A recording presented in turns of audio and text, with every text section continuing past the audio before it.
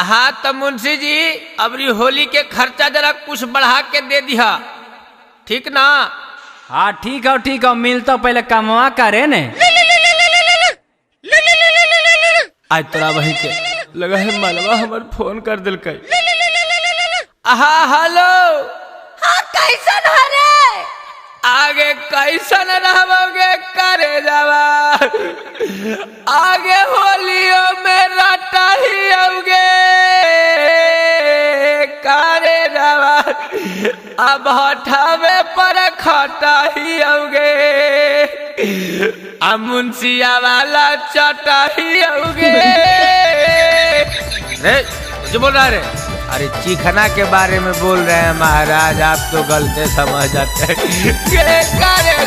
सुन बताओ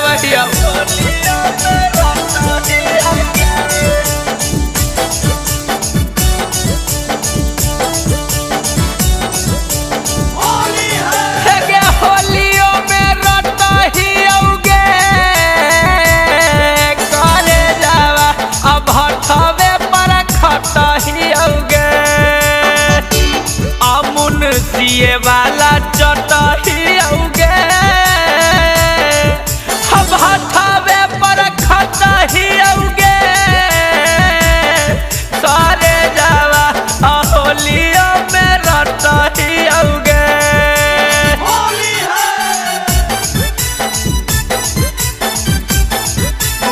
होलियों में रटाही आओगे।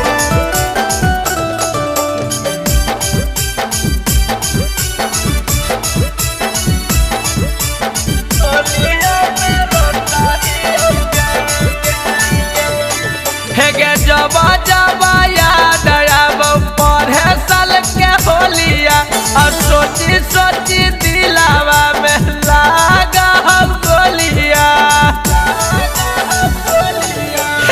जबा जबा याद आब पढ़े साल के होलिया, और सोची सोची दिलावा में लागा हम गोलिया।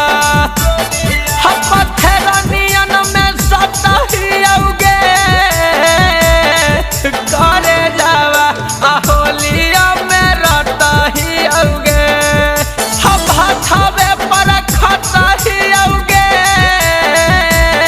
करे जावा होलियों में रटाही आओगे।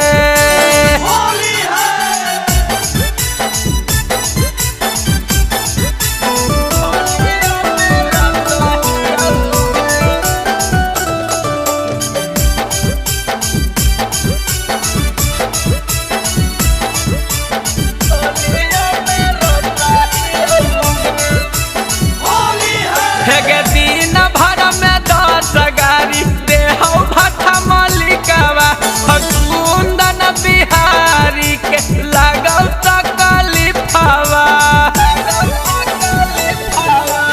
दिन भर में 10 गाड़ी दे हो भट्टा मालिकवा, हसन पुजरिया के लागल तकलीफवा। ठेकेदारवा के डर से न हटा ही आओगे